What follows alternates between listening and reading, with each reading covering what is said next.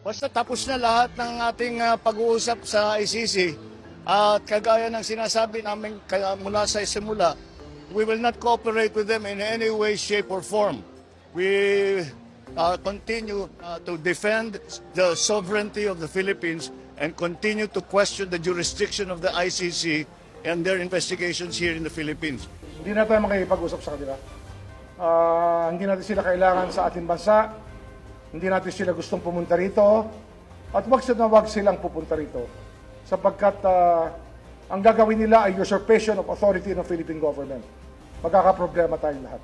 Pag ginawa nila yan, they'll be violating our law.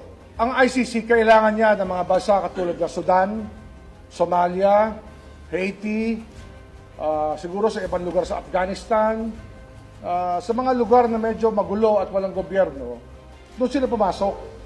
Tayong organisado ang ating gobyerno na may sistema ng hustisya. Huwag na nila tayo pakialaman.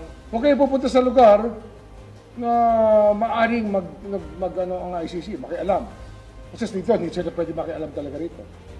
Sa ibang bansa, kung tingin natin ay may pagkaalangan, di mag-usap muna kami kung aalis sila. Hindi naman. Alam mo yan, international tribunal yan.